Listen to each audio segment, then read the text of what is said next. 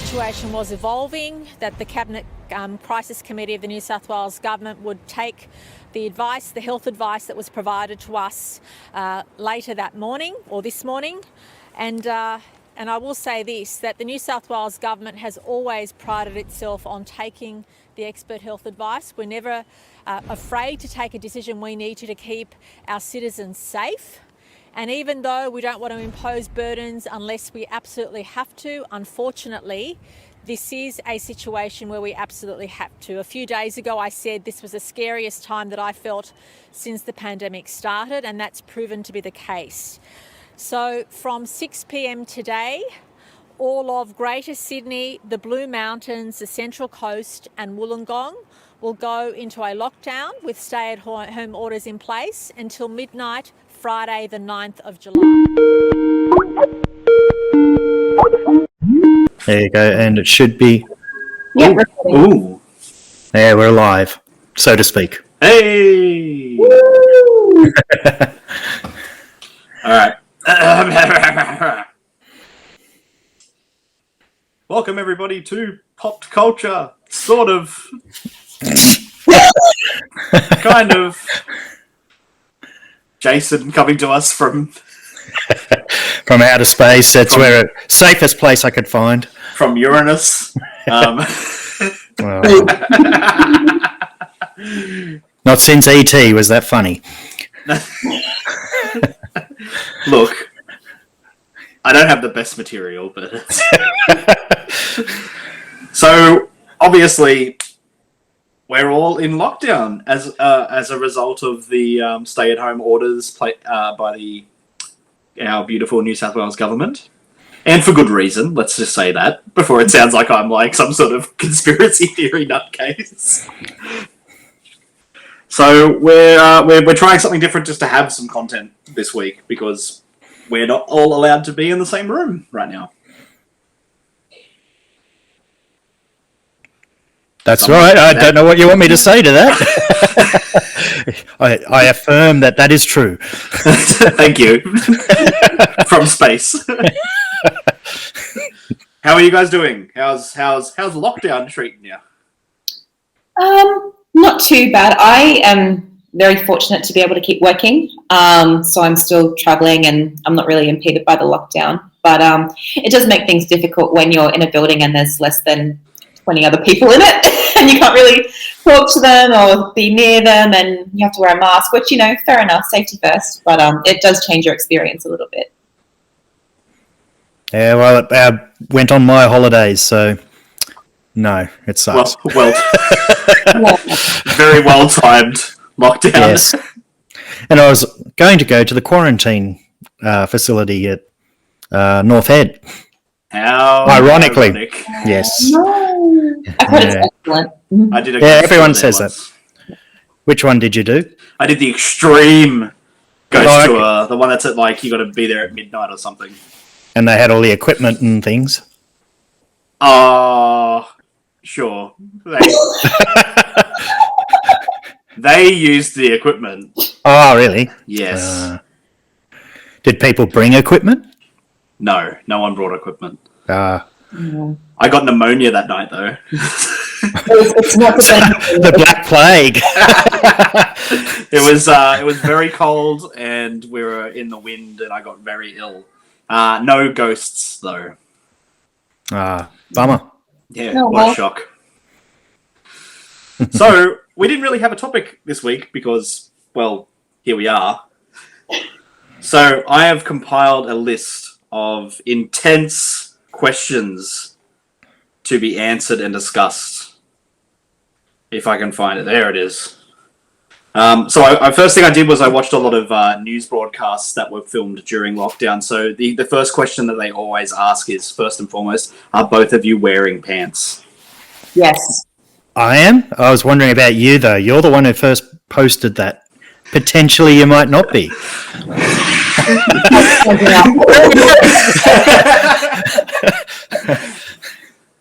Hey, I confirmed.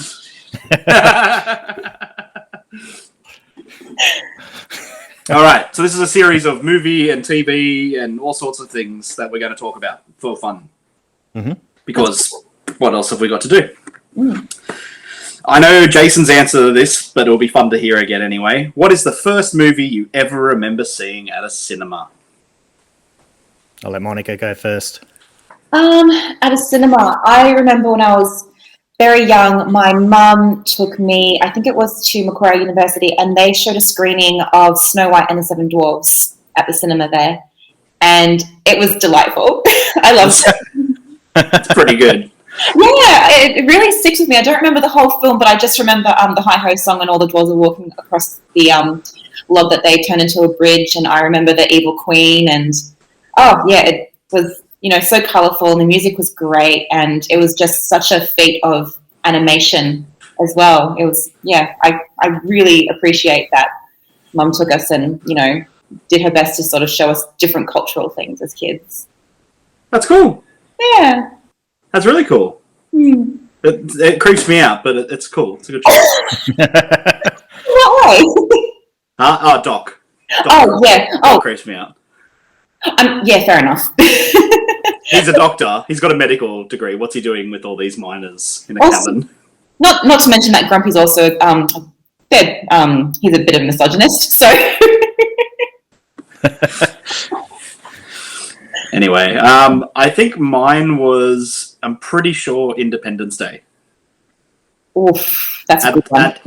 At the Roxy in Parramatta, when it used to be a cinema and not a nightclub. The classiest establishment in the Northwest. So yeah, I'm pretty sure my mum took me to Independence Day, and then afterwards I got a Jeff Goldblum action figure. Oh, with shirt or without? With shirt. You didn't do the Goldblum. Yeah. But yeah, I remember just being like blown away by it. Oh, I would have stuck for sure. Yeah. Got that one. Yeah. It's such a spectacle of a movie, There's a lot to like about it. So I vividly remember going to see that. I'm sure there may have been something else, but that's the one I absolutely remember seeing at the cinema. That's awesome. Jason's is good. Ooh. Mine's good. I like your story. Yeah. Go. Okay. Well, mine was the King Kong film from the 70s. So, how old would I have been? Probably about probably 4 when it was there. Totally age appropriate. But I don't know why that was the first film I got to see, but it was, and we went and saw it. I had nightmares for at least the next year of trying to escape King Kong in a building and in a train and all of these sorts of scenes that happened in it. So, it's very well stuck with me, that's for sure. I think I went to look back at it a couple of years ago, and it was weird how much it had been cemented in my brain, where every scene that popped up, I'd just get these sort of weird goosebumps from the memory as a 4-year-old. So, yeah, I might have been traumatized, I think. It's a good one. It's like, I watched it again a few years ago, and it's sort of that combination of sort of suit work and puppets, and it's good. Yeah, oh, look, it's an impressive film for the time and that, but fortunately the next one was Star Wars, and then after that was Superman. So I had a good run of my first 3 films. Really good run. Yeah, that's an excellent run. All right, next question. Is there an actor that you like so much you would watch a movie just because they were in it? Mine is Bruce Campbell. I've watched some trash just because Bruce Campbell was in it. Yeah, I will watch Christian Bale in anything, and he's done his fair share of trash. I can name one Terminator movie in particular. But I think overall his body of work is really impressive, and even if the film isn't that good, he's at least going to be the best part of it. Yeah, it's a hard one for me. I used to follow actors, but I don't really anymore, just because of the disappointments, as you're suggesting. You can follow the actor to a film that just, it's that bad that you no longer respect them for it, but it's not their fault. They're just making their money, I guess. But it used to be Anthony Hopkins. I'd watch anything with him. That's only because of Silence of the Lambs was sort of the biggest introduction to him, and I've seen all sorts of things earlier from him and since. Did you get to see Transformers: The Last Night featuring Sir Anthony Hopkins? I see. That's where I wouldn't have bothered. It's It's pretty bad. Oh, I'm sure. Look, say Transformers, and you've left me at the first film. They're not that bad. I don't know. All right, a movie you haven't seen at the cinema but would want to see at the cinema. I would love to see Jaws at the cinema. I think it's Right. I have many times. I'll happen, and I've seen it a lot on TV. It's an excellent movie. It's, I think, almost the perfect movie. But I would love the opportunity to see it on the big screen. The ultimate is to get the 35mm print film version, not a digital. That was a religious experience. Yeah, it would be. Yeah. Yeah, Scott and I went to see that up here in the mountains, actually, wasn't it? Yeah, And- the Edge, I think it was. Yeah, the sound was totally different.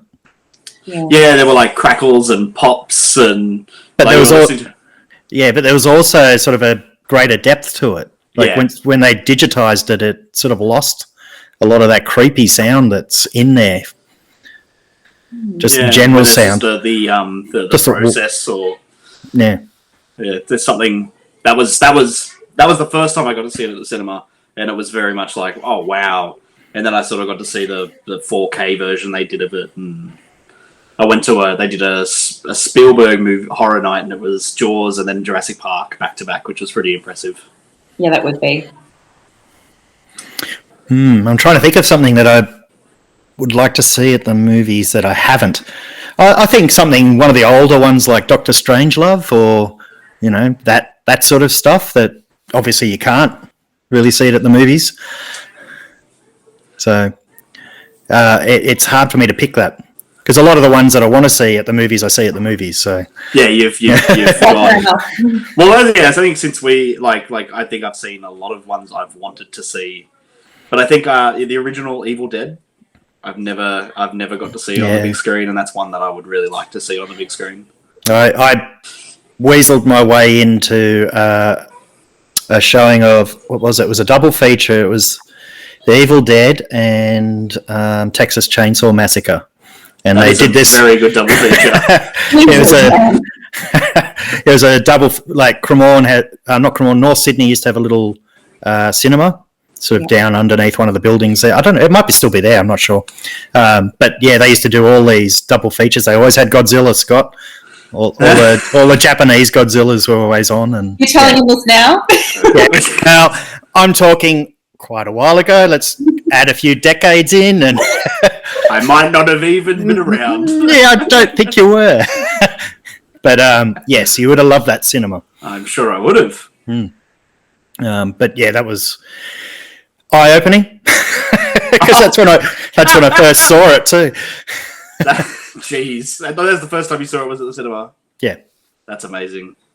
I was right into horror films, but I That think would have been a hell of a double feature. yeah, the video store wouldn't let me borrow it because of obvious reasons. But somehow we got into the cinema. I think the first time I ended up seeing it was I bought a DVD of it, which I don't know how I ended up getting it, but I got a DVD of it.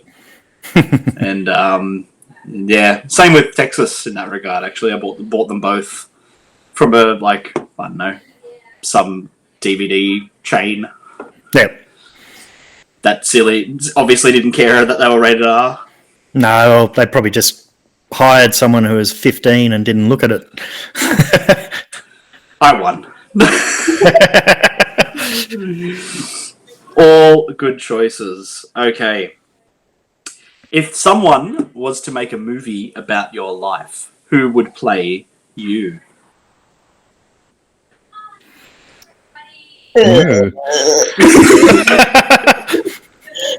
I don't think my life is interesting enough to have a movie made about it. But The bureaucracy and government planning, the movie. totally. God, I wouldn't even know I would maybe do it as an animated feature instead of getting an and make it a silent film. Make it a bit more dramatic that way. Monica's going for the Pixar approach. Exactly. There's nothing wrong with that. Yeah, I don't know. That's casting yourself. Yep. That's a very hard thing to do. Would you like to go with who would direct your movie then? Oh, no. I think casting is a fair question. I don't want If to. I was going to ask Jason, it would be budget. Jeff Bridges. Oh, come on, man.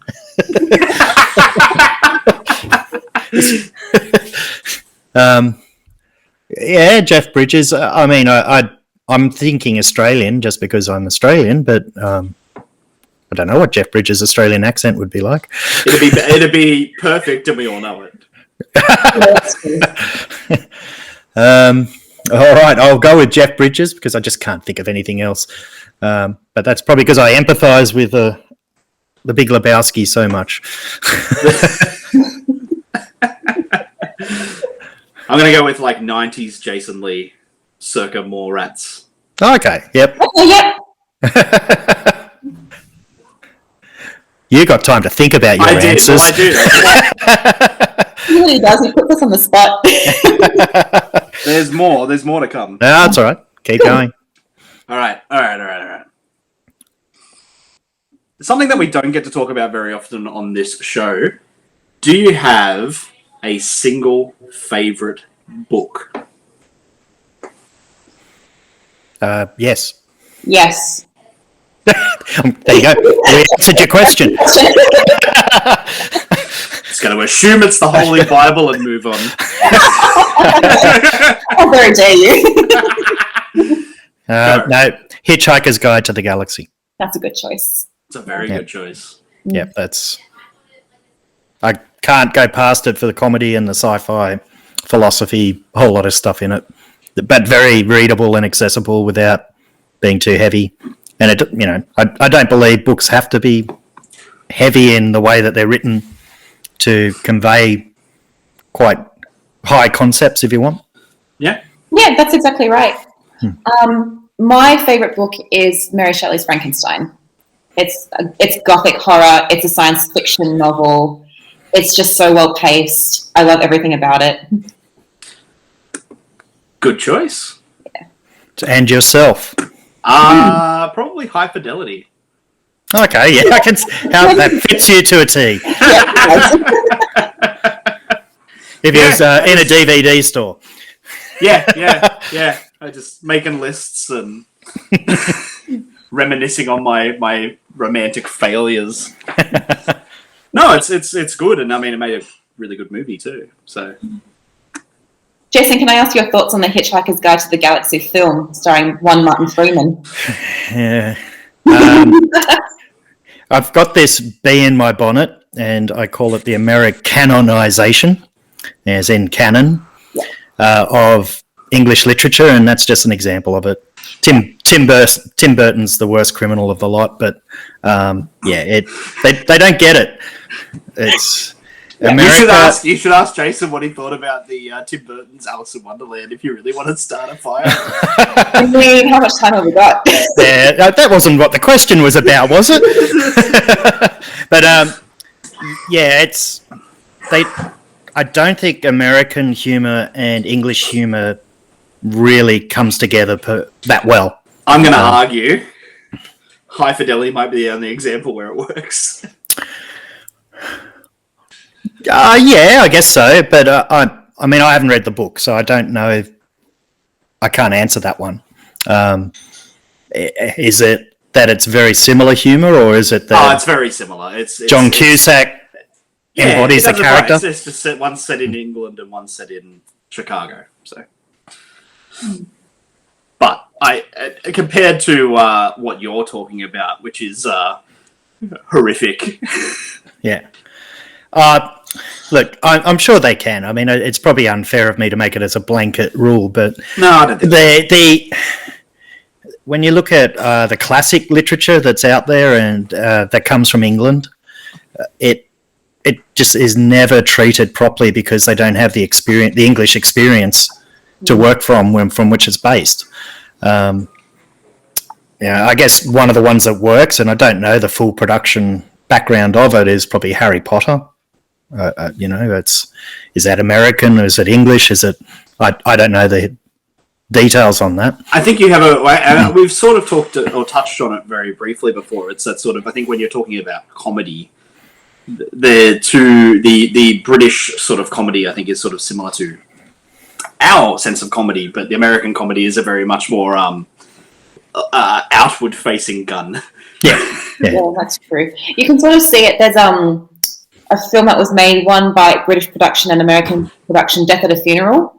Very, very different ways of telling the exact same story, and the British one's just way more compelling and a lot more funny. I never saw the American one. I just didn't. After seeing the British one, I'm like, well, I'm not going to bother. Yeah, fair enough. But I think Hitchhikers is maybe it's unfilmable, but it even the TV series isn't especially good. I find the TV series works better than that film, though, because it absolutely works better than the film. But I still think it's not the same as the book. Yeah, but you've got to realise the history of the whole book as well. It was originally a radio play. That's how it started. Then, as the radio play became popular, he wrote the book. So the book's actually an embellishment of the radio play. And then that radio play got transformed into the television series. So Douglas Adams and Simon Jones, everyone who was part of the original radio play, got together to make that television series. And that's why it's a bit closer to the radio play rather than the book. Right. So it doesn't have his great use of language in just his narrative descriptions of things. You know, it throws it in every once in a while, but not to the same extent as the book, and you can never cover that. So, unfilmable to match it, but I don't think it's unfilmable to give you the essence, because the essence was the radio play. Yeah, right. That movie, however, not the essence. No. In many ways, it wasn't. Effluence, yes, but maybe not essence. Okay. Favorite animated movie or TV show? Or both. I don't mind. We don't get to cover a lot. We sort of talk about the big Pixar releases. Seems to be the only thing we get around to doing. I'm not sure if it counts. It might be cheating, but I'm going to say it anyway. Who Framed Roger Rabbit? No, I don't think that's cheating. Yeah, good, because I used to watch that movie on repeat as a child. I'm completely obsessed with it still to this day. It's horrifying. No, it's brilliant. No, I'm not saying it's bad, but it's really messed up. Yeah, I mean, it handles a lot of very dark themes as well. Not just with what's happening to poor Roger, where he thinks his wife is cheating on him and he's framed for a murder that he didn't commit and he's a man on the run. But you also see the very tragic story of Eddie Valiant and why he's, a racist against toons. Toonist? He's a toonist, exactly. Cool. Yeah. Very cool. I think The Simpsons, seasons 1 to 11, I have seen so many times I could probably quote individual episodes, but I'm sort of beyond that. I've kind of lose interest. But I think The Simpsons has stuck with me since watching it as a kid, where I found it very funny for Homer falling over and stuff, to an adult where some of those jokes are the best jokes ever. I mean, if not for The Simpsons, I don't think a lot of people would understand what dignity is. So it's Dignity Luann. It's Dignity Luann. It's a favorite animated movie or TV. I don't mind. Yeah, I mean, for television, I'd say The Simpsons would have been mine for a very long time, but I guess its longevity made it a little wearing on me, and so I don't have that same feeling about it anymore that I did when it was out, and you're watching each you haven't given episode of 31 a crack yet? Oh, we might have looked at episodes here and there, but no, I'm not. It's not very good, that's why. And And well, I don't know. I couldn't tell you which ones I've seen now. I'm sure I saw up to about 11 at least. But things like The Amazing World of Gumball, I find just got that little extra surreal bit that I like. If you've never seen that one, I have not. there you go. There's one for you to watch with the kids because it's very surreal. Right. Yep. Try and find it. I don't know. All What's, right. yeah. I don't Can't like remember. surreal. I got into Adventure Time for a really good period in my Yeah, university days. Yeah, Adventure Time. You can sort of see the evolution of them from The Simpsons, from the Flintstones, and so on. My childhood favourite was Scooby Doo, but that's I love like, Scooby-Doo. That's like the child's gateway drug to horror. Yeah, that's true. but animated films. It's sort of hard now because there's such good ones out there to give a favourite. I think I'd go with I don't know. I feel like Spirited Away is certainly That's I a was- fabulous film. Yeah, that's like one that's really stuck with me for ever since I saw it, and it's very good. yeah, Spirited Away is probably the best of all those Studio Ghibli type films and the anime. I do have a thing for Akira if it's the anime stuff, but Which I still haven't seen, but we might be rectifying that. yes, we've got to Maybe. hopefully see it at the cinema because it's definitely worth it. And we'll do a retrospective on it. But we'll see. Obviously, the world's in flux at the moment, so we'll see. what happens. But then, yeah, I'd say Soul was pretty good for Pixar. That Soul to was me, very good. that's probably my favourite Pixar film now. So that would probably sit as my favourite animation.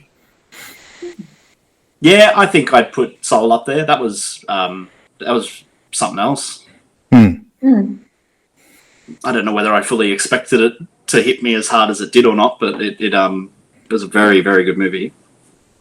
Prior to that, as far as Pixar, maybe Inside Out might have been the closest. Yeah, I think it's the same writer director of that one. Yeah, it is.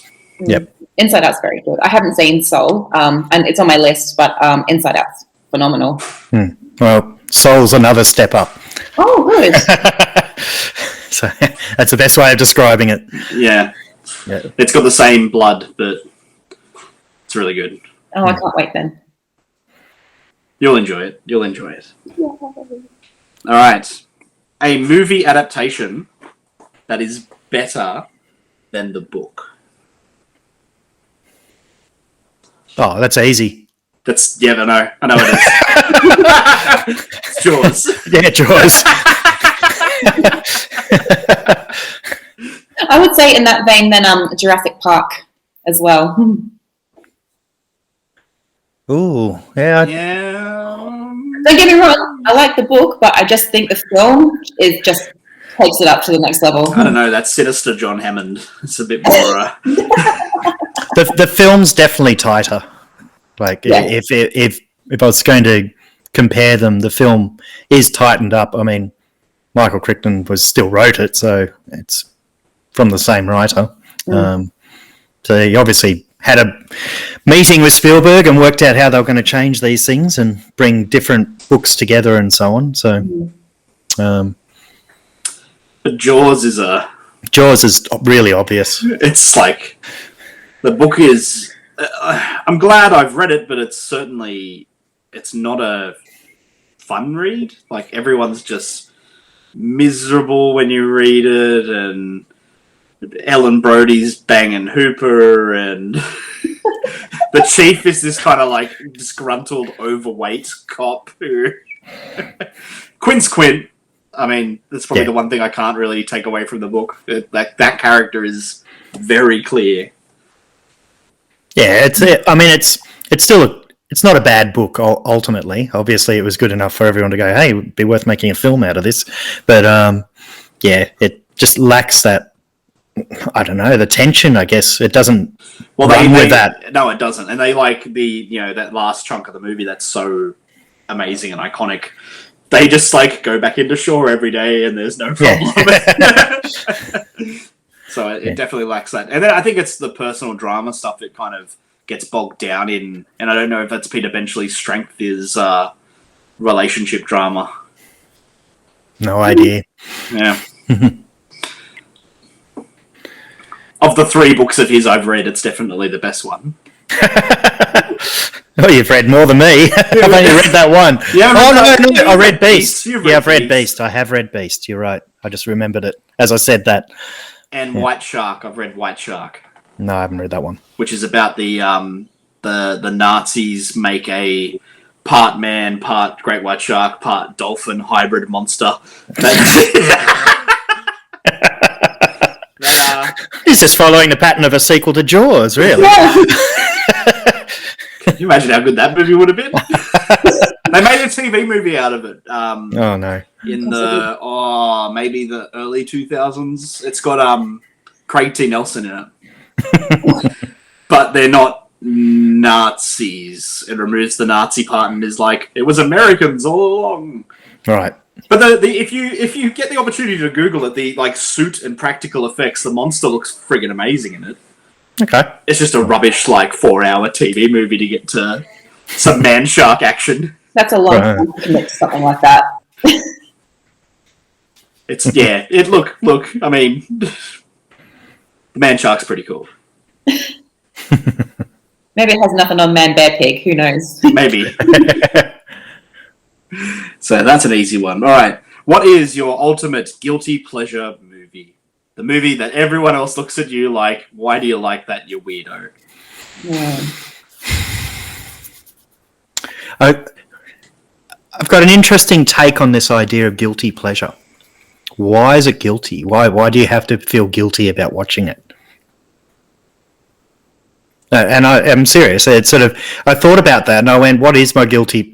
I've thought about before you asked the question, what films are a guilty pleasure? And is it because it's wrong to watch them, as in an ethical thing, or is it is it that it's not that human centipede just gets every time. But see, I don't go watch that one. Yeah. That would be a guilty pleasure if I enjoyed that. But That would be a serious point of serious concern if you enjoyed that. But then it's also, is it a case that we're suggesting films have an academic or intellectual requirement to be worthwhile, and anything that doesn't meet it, it's a guilty pleasure? That's sort of what I'm saying. It's like I'm trying to work out what makes it guilty. And I've been thinking about it for a while, so you hit one where I'd actually had a little think on it. So You have thought about it far more than I have. yeah, so I've caught you now. That's good. I think maybe a guilty pleasure movie could also be a film where you might say that you don't like a particular thing, and by you liking it, it makes you a hypocrite. Okay, yeah, all right. No, I like that. I can work with that. Yeah, in which case mine will be Van Helsing, the Stephen Sommers movie.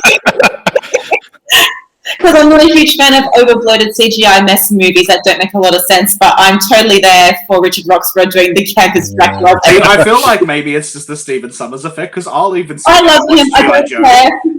He gave us The Mummy, and he'll always get a pass. Because G.I. Joe wasn't good, but I really liked it. Yeah, exactly. Yeah. So hypocritical. Wow. Yeah, I don't know. It's sort of I think you've got to keep watching them, don't you? For me, it's probably the one where you watch it, you know it so well, but it's just passing the time. So I guess that's a guilty pleasure, in that you're not really experiencing anything new. God, that could be like almost every other movie I would rather watch again than try and find anything new these days. Yeah, but I don't know. It's hard for me to answer that one. I've just thought about it too much.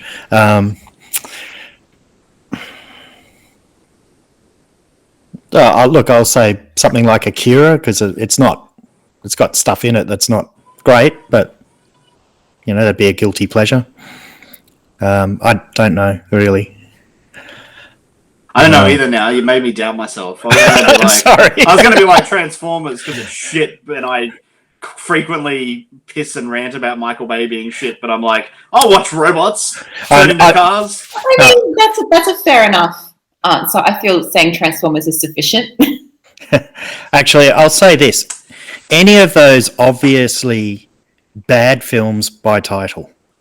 So Snakes on a plane. Yeah, that'd be an example. Okay, so it's not a guilty pleasure in that I don't really know what it's going to be about and what it's like, but I know it generally about 99.999% sure that it's going to be really bad, and I'm going to enjoy how bad it is. And it could be Crocosaurus or one of those sorts of things. Sharktopus. There you go. That sort of stuff. That would be my guilty pleasure. There you go. Or I think they've just released. No, we'll get to that. We'll save that one for a special occasion. Oh yes. I was what was it? Sharktopus versus Terracuda. Yeah, that sort of stuff. What is Barracuda? It's part pterosaur, part barracuda.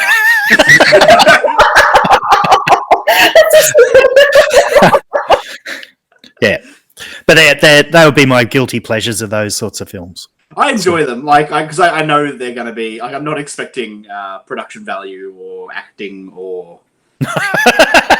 You're just expecting some really ridiculous monster to watch. I'm expecting a Sharktopus fighting Terracuda, which is apparently Monica's new mascot. I would like a Terracuda plush for Christmas, please.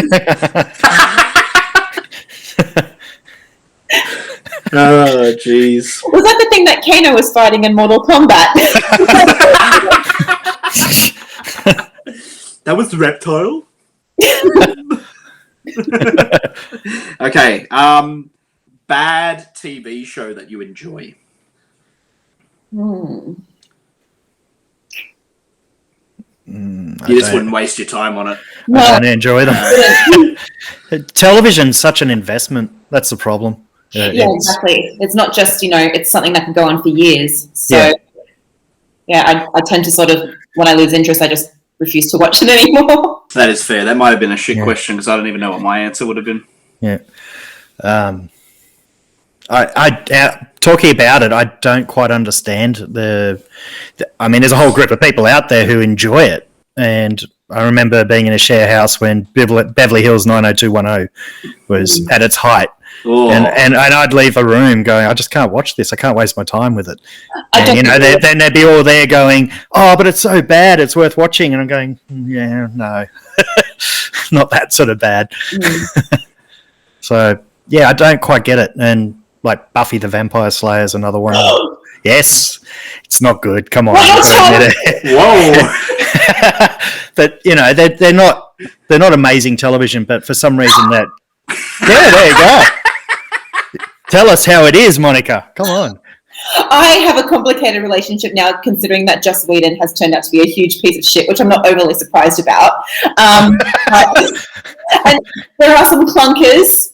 Yes. Buffy, don't get me wrong, but there's just something about the central character that I really relate to. She wants to be the very best friend that she can be, but she's got this, I guess, chosen oneness that sort of inhibits a lot of her life, and it's just interesting watching her trying to balance those two things together. That's why I really love the show. Okay. Yeah. Friendship. But, and it's also, unfortunately, has one of the worst TV characters I've ever encountered, which is Xander Harris. So, What's wrong with Xander? When you say not all men, it's definitely Xander Harris. Wow. Yeah. All right. Well, I'll go back. All right. Now I know why I put this there. You've reminded me. I really like Smallville, but it's garbage. But there's something about it that I enjoy. That kind of comic booky. Yeah. Interesting you mentioned that with all the news with Alison Mack in the news. Well, yeah, that's a nightmarish scenario. That is. Yeah. Do you know what that's about, Jace? No, not at all. So one of the young talented young actresses from Smallville has been arrested as part of a sex trafficking cult. Yep. What? She was an accomplice to this guy called Keith Raniere, and she allegedly spearheaded the idea of recruiting vulnerable women and also branding them as part of the induction into the cult. So, it's like really bad to the point of like yuck. Yeah, she actually just got 3 years sentenced to prison because she did a plea deal. Whereas Keith Raniere is serving a 120-year sentence. Well, he'll be a good old man by the time he gets out. if he gets out. Hey, Bill Cosby can get let out. Anyone can get Oh, let out. sorry. I wanted to free Britney, not free fucking Cosby. It's 2021. Anything can happen. Favorite TV show theme song? Ooh. I love the theme song to Parks and Recreation. It's just so cute, and it's a little ditty. I don't remember the theme song to Parks and Recreation. It's like a little whistle, like doo-doo-doo, doo-doo-doo-doo, doo-doo-doo-doo. It's just that, and it keeps going. It's great. It just captures the small townness of it all. I sort of have two, but I'm talking about bad TV again. But the first one's Lost in Space. I love the theme song from Lost in Space, if you remember that. I don't. Yeah. Oh, okay. Yeah. But, there you go. You'll have to go watch it now, I will, won't you? apparently. Yeah. But that's the one that always catches in my head anyway. But I think it must have been the Australian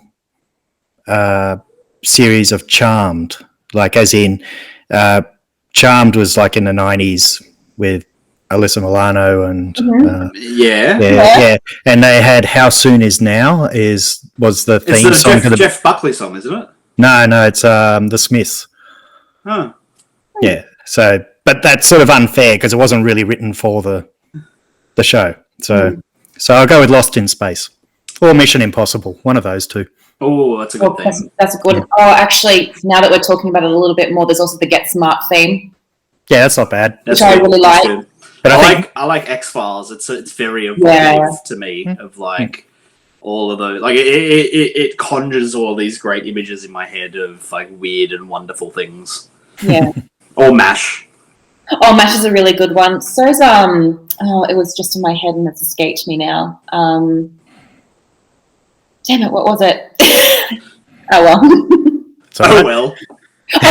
Round the Twist. Sorry, Round the Twist. Oh yeah, that's great. Ah, that's good. Yeah. Round the Twist is great. Yeah, great. And the weird thing is, I think what makes that work really well is it's one of the actors singing it. Yeah, exactly. So just having the intro sung by one of the actors, the voices carried through the show, and I noted how that changes the feeling of it because of that. But yeah, that's a great little intro song. The other one I'd put in is Twilight Zone. Yeah, it's good. That's a great one.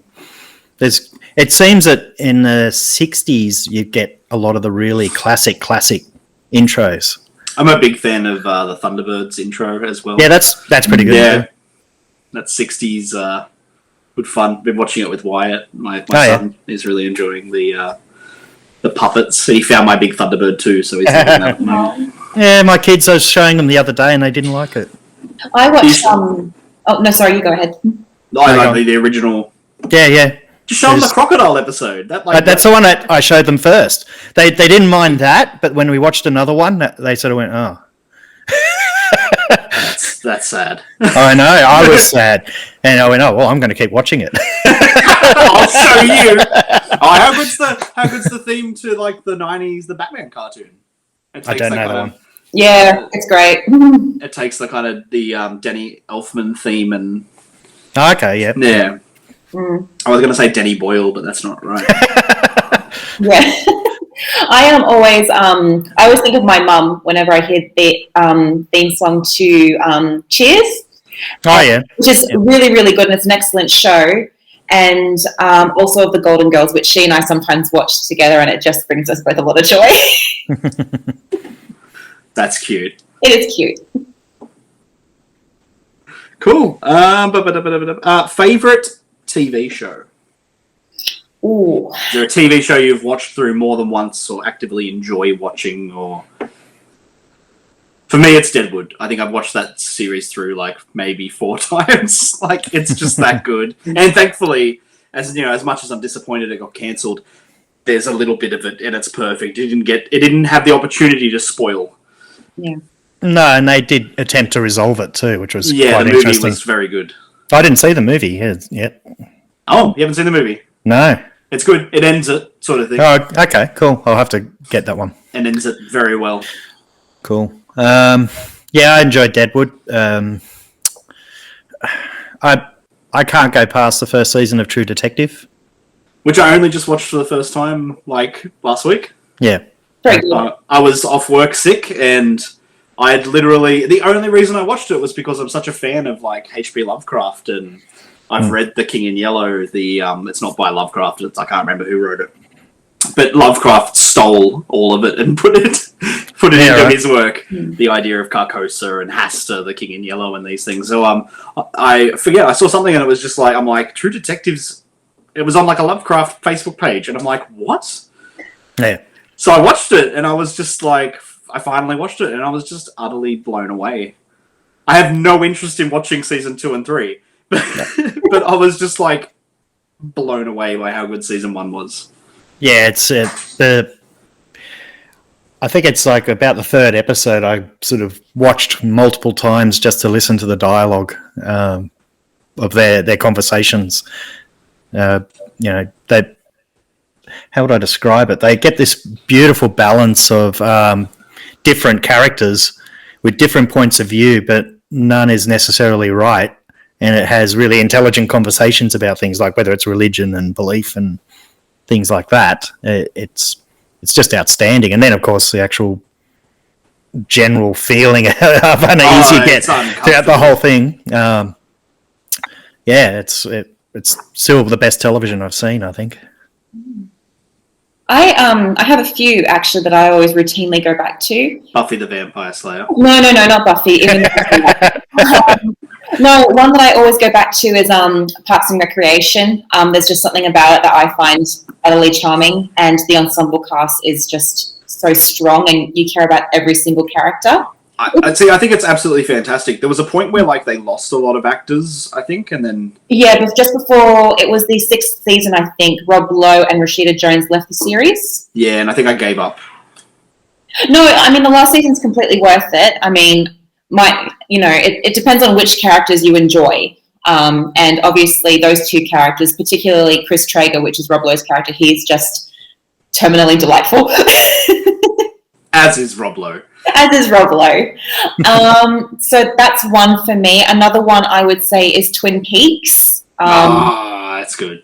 Particularly the first season. It's just fantastic. It is the blueprint for any TV show that followed it with supernatural themes or even with crime. I think Twin Peaks sort of gave birth to the concurrent single arc narrative. TV before that, I think, was primarily episodal. And Twin Peaks just sort of keeps going and going and going with this sort of soap opera. It absolutely did. Yeah, and I was also a little apprehensive when the 3rd season dropped a couple of years ago. I still haven't watched it. I'm just scared. Oh, it's excellent. It's really, really good. It's a bit of a departure, but you still get to see all the characters again, and it's just peak Lynch. So just prepare yourself for that. And the other one is a more recent one for me, is Fleabag. I love Fleabag. Phoebe Waller-Bridge. Thank you. Yeah, it's based on actually a one-woman show that she did as a play. And there's only 2 seasons, but it's about this woman, and she's just struggling with being someone in her late 20s, early 30s in a very difficult family, and she's also a bit toxic too, and she's toxic to the people around her, and that makes it very difficult to care about what happens to her or to understand what she's going through. But it's wickedly funny. Nice. Yeah. I think one of the other shows that absolutely captured me was probably Stranger Things. I've not seen it yet. Wow, you got a fun few days ahead of you then when you. Yeah, everyone's telling me to watch it. If you like good. your 80s nostalgia, it's how would I say it? It's nailed it. Oh, look, I certainly do, and it's even got Winona Ryder in it, who is the 80s personified. Let's face it. she plays 80s mum now. Oh, she's the 80s mum now? Yeah. Oh. I'm trying to think of other shows. There's quite a few that have been quite good. It's. I think TV in general, I think since The Sopranos has sort of taken a dramatic turn towards sort of cinematic. Yeah. I think TV used to be just sort of like exposition before they were like, hey, we could move the camera. That's true, but there's also something really charming about how simple, just one frame to one frame can be.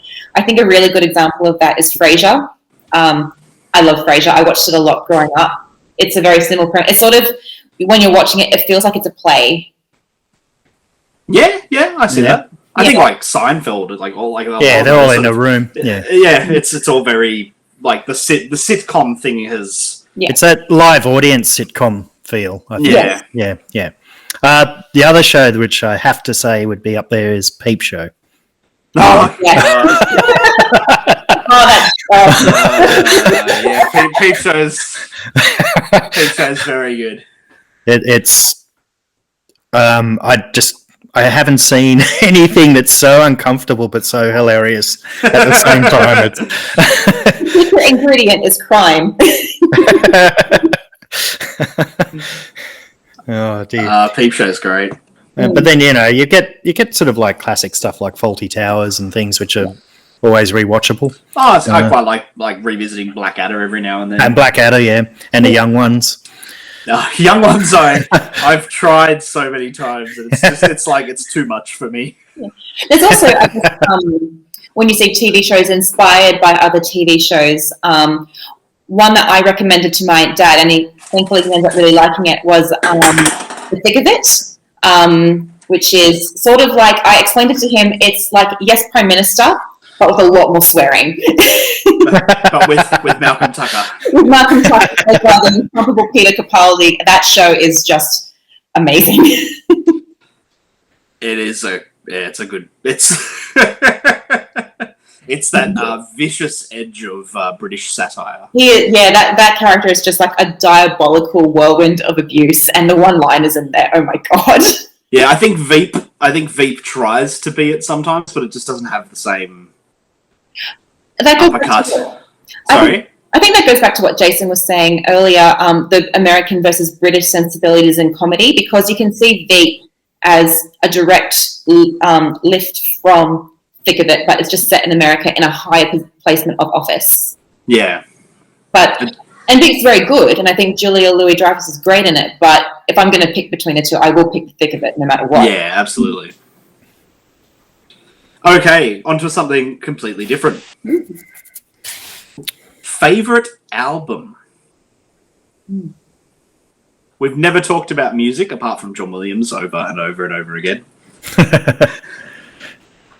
Is there a bands? Let's talk about music for a second. Yeah, I find music's like film. It's got its own genres, and I can't compare some of them. I would say it would have to be one of 3 Beatles albums that I'd keep going back to. So it's sort of like 3 of them. What ones? Be Revolver. Yeah. The White Album, and Abbey Road. Abbey Road's excellent. Well, Abbey Road's like the final polished. Here's what we can do all in one little tiny container.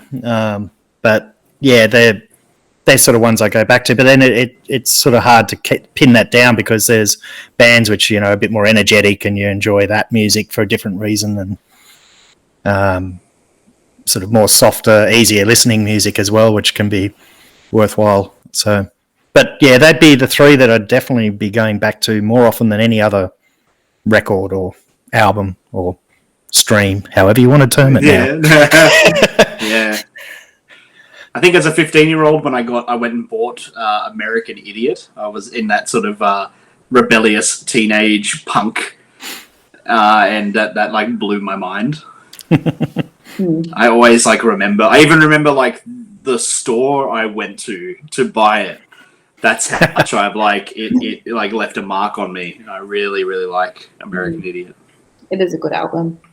Yeah, I don't know. My music taste has changed over the years. I'm now one of those people that grumbles about Triple J having shit music. I've reached that age now. You're a double J-er now. I'm a double dare. Yeah, completely. Do you ever do that, like where they do like the hottest 100, and I'm like, I haven't heard of any of these. I haven't heard of any of these, and I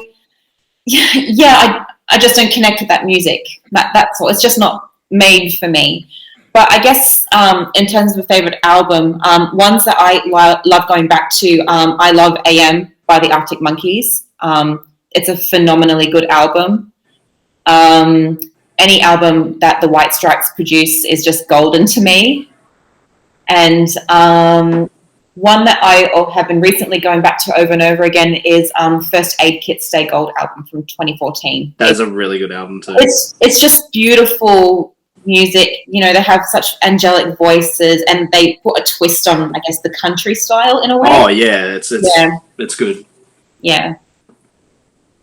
Nice. I think that's it, guys. I've got nothing else. We passed. That's what I had. Hey, We passed the test. it wasn't much of a test. It was just points. Isn't it? Thanks, and we passed the audition, isn't it? That's from the Beatles album. Yes.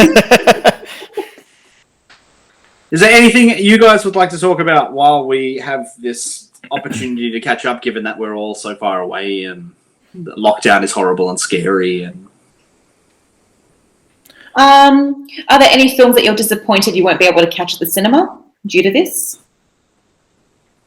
I was actually really excited to see Conjuring 3, and because I really like 1 and 2, and I think there's something about seeing horror films at the cinema that is unlike other genres of film. I think comedy and horror, there's something really fun about going to see them at the cinema, especially when people scream or people laugh, and not getting to see that is a bit like, Okay.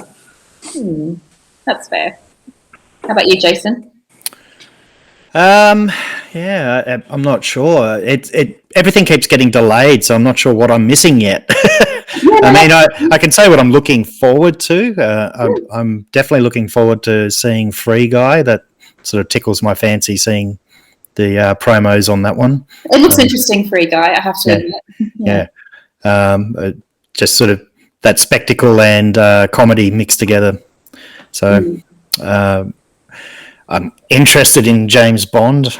I'm surprised. I thought I'd just go, who cares in the end, because they kept delaying it. So yeah, I'm keen for No Time to Die. See, the promos have stopped. That's why we've forgotten the name. Yeah, exactly. Well, there is something special about seeing a Bond film in the cinema, I have to say. And I'm not a huge fan of all of them, but I will say Daniel Craig is a Bond that I really enjoy. So, yeah. Oh, it's an element of spectacle that is. I mean, we've talked about it. It's unparalleled for reasons. Yeah, of course. I don't know whether I'm going to bother with Black Widow at the cinema now, so it might end up being a Disney Plus. Oh, I think that's one of our reviews, so it might have to be a Disney Plus. Yeah. So true. Did you guys get to watch Luca, the new Pixar movie, which has skipped cinema and gone straight to Disney Plus? No, not just yet. Yes, I did, but I think after seeing Soul, I was a bit disappointed because when you set a bar really high, any rung lower just sort of makes you go, oh. I honestly think it might be. I like, besides A Bug's Life, I can't think of a worse Pixar movie. Yes. Yeah, look, I didn't enjoy it. I sort of, it was interesting in parts, like the idea of how they played with the water on them, avoiding the water and that. But I mean, when you're coming down to just a single joke as being the interesting part, it shows it doesn't have a lot to it. Yeah, and I think going from Soul, it was going to be a hard bar to jump over, and it didn't even try, which I guess is sort of. It's just I don't know. It didn't even feel like a Pixar movie, apart from the quality of the animation. Yeah, no, that's true. It didn't. It sort of felt more just a generic Disney sort of Frozen-ish sort of type thing. Yeah. So that really, I was really disappointed by that. My son liked it, so.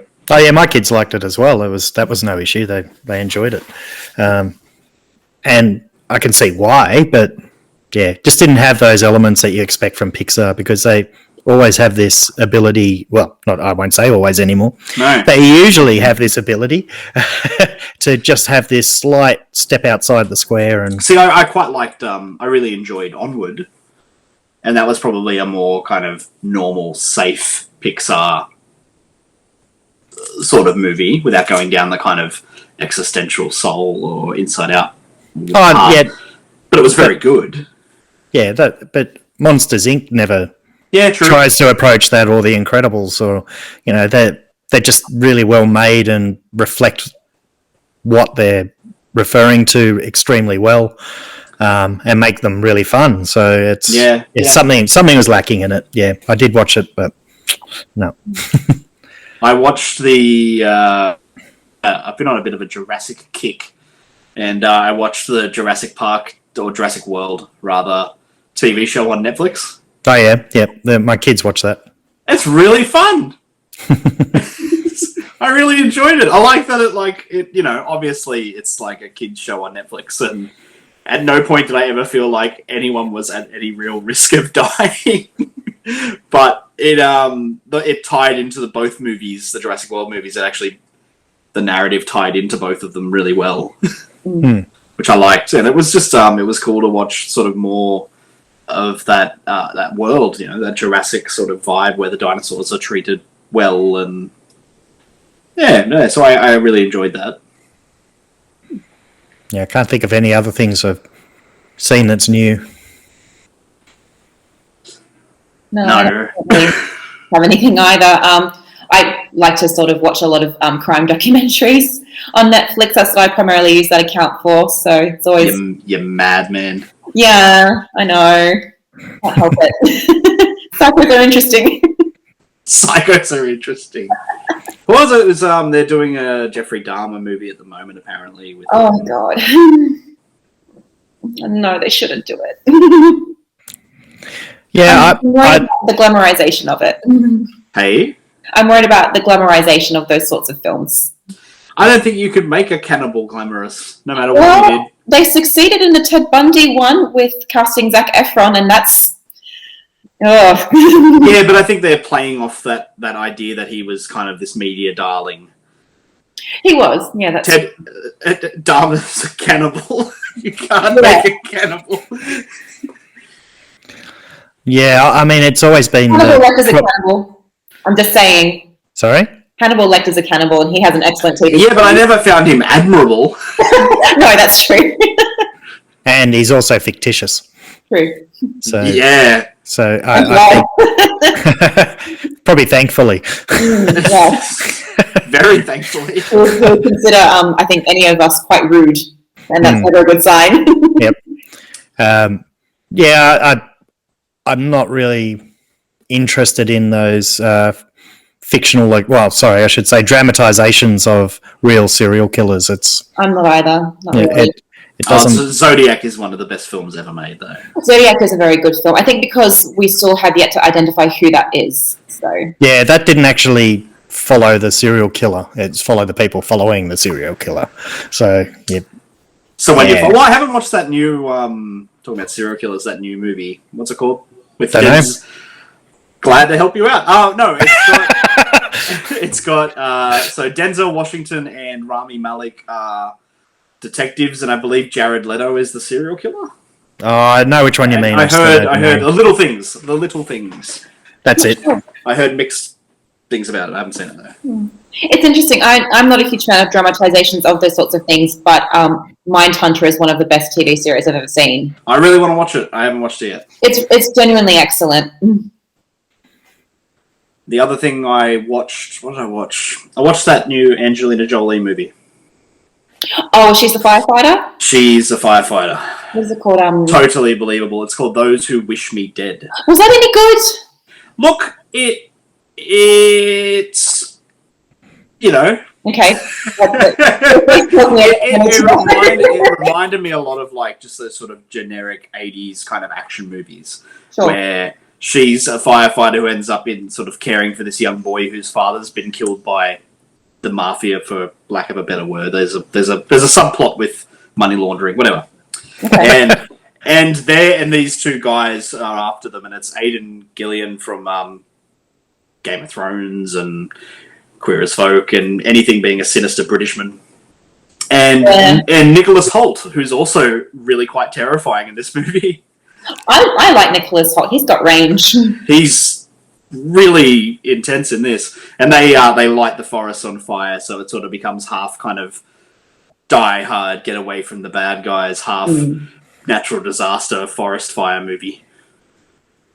So it was an interesting mix. It was very fun kind of spectacle, but shallow as a teaspoon. Yeah. Yeah, they tried to add depth to her character, being like, people died on her watch, and she took it to heart, and now she could protect this boy. Oh dear. And it's Angelina Jolie. Remember when she did Tomb Raider and stuff? Yeah. Mm. So I thought of another television show. If you haven't seen it, Police Squad with the Leslie Nielsen. Oh. I just thought of it then. It just struck me. Oh, that's a really good show. guest starring Lorne Green. The William Shatner cameo is just the greatest thing in the world. But it doesn't appeal to me, that film with Angelina Jolie, though. It wasn't good. Yeah. Mm-hmm. I don't know what I think of her now. She sort of does okay in things. She used to do quite unusual roles. Amazing sometimes, and like as a director, she's quite good too. But then it's just like she just sort of, I think, does the cash in hand jobs. It seems like every now and then. I think every actor's guilty of doing that. You know, even, for sure. Even the great ones, like I know the two of you don't really rate her, but Cate Blanchett has done some shit. Yes, she has. Yeah. Kingdom of the Crystal Skull was pretty. I've what was I was? Does anyone remember the movie Pushing Tin? Yes. Yes. I'm shocked. I don't remember Cate Blanchett was in that. Yeah, she is. Yeah, I remember Angelina Jolie was in that. Mm-hmm. Yep. That's a weird movie. Now we're just talking about movies.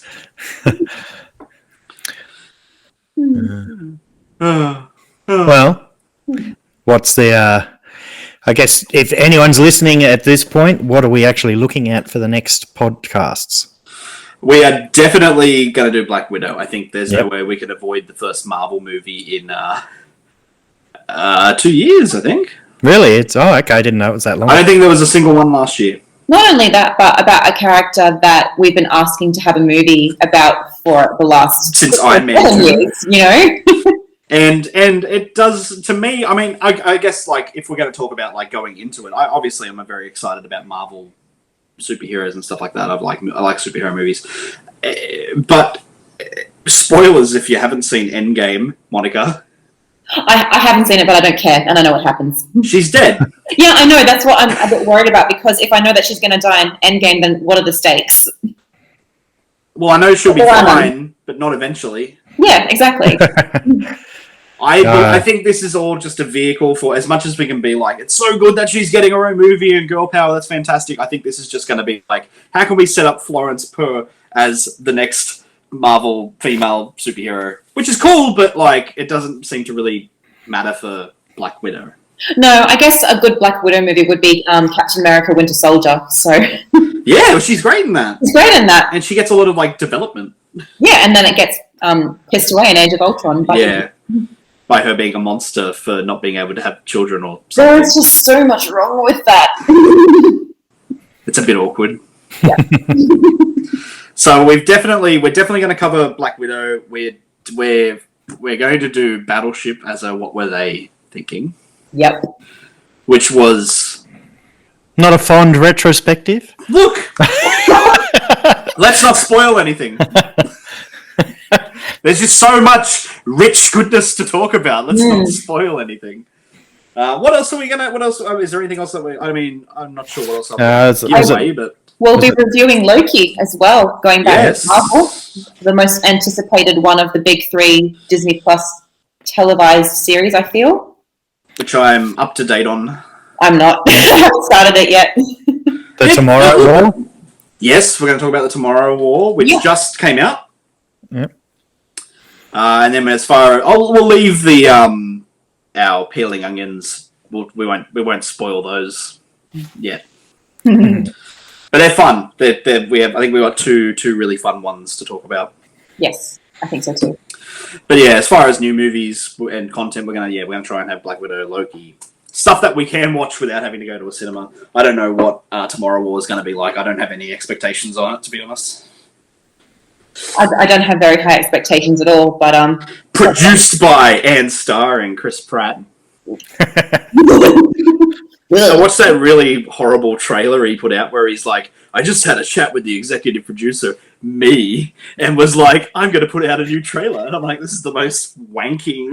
The thing is, only Ryan Reynolds can do a Ryan Reynolds character. Okay, Chris Pratt? Ryan Reynolds can talk whatever shit he wants. Yeah, exactly. He's allowed to. Yeah. But when Chris Pratt did it, it just felt like I was watching someone verbally jerk themselves off. I mean, there's a reason Twitter got into a huge argument about him being the worst Hollywood Chris, so... Yeah. Yeah, he's up there. Well, considering Christian Bale has now joined the Marvel universe as well. He has, hasn't he? Yeah, he's going to be in Thor: Love and Thunder. He's going to be the villain in Thor. Can't wait. It's going to be so... From what I'm reading, it looks like a lot of people are in Thor: Love and Thunder. Everyone. I think half of Australia is in Thor: Love and Thunder. Half the Guardians of the Galaxy and all sorts of things. So, yeah. The Asgardians of the Galaxy, as Thor likes to call them in Endgame. Shame there'll be no Revengers reunion. And then there's the Revengers, and then there's the we got the. I think it's at the end of the year we get the Guardians of the Galaxy holiday special as well. There's a holiday special. Yeah, so James Gunn's directed it as a. I think as sort of a loving tribute to the Star Wars holiday special, but it's gonna be an in canon story. Jesus Right. Christ on a bicycle. Oh my god. I don't know if I want to watch that. we got the Suicide Squad. That's like really soon as well, I think. Yeah, I think that'll be the next lot. Probably, yeah. Yeah. Cool. Which looks, the more I see of it, the more I'm excited about it. It just looks insane. It certainly looks better than the one that we got, so... They've managed to fit the polka dot man in it. Like... and Fall Off Boy is also appearing as a character in the movie. Who could take his arms off and beat people with them. Look, I'm not saying that Marvel is better than DC, but DC certainly has some shit characters.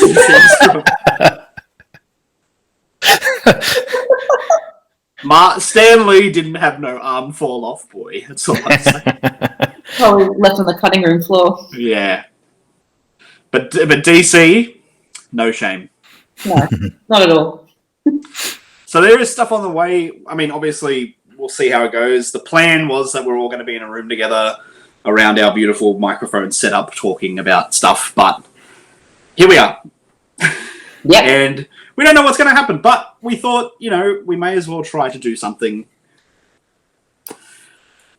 Yeah, test the waters if we can do it this way. Yeah. Yeah. I can't help but think of Red Dragon. Do you see what we're trying to do? Jesus. Do you see? I think I don't think there's any substitute for actually sitting in a room together, but No. Maybe I'm old fashioned. No, but we'll be able to do that soon. Yeah. Hopefully sooner rather than later. Fingers crossed. Maybe. Gladys, if you're listening, I'm sure she's an avid listener. I'd say thanks, but fuck you. And more importantly, Scotty from marketing, you can chew the bark off my big fat log.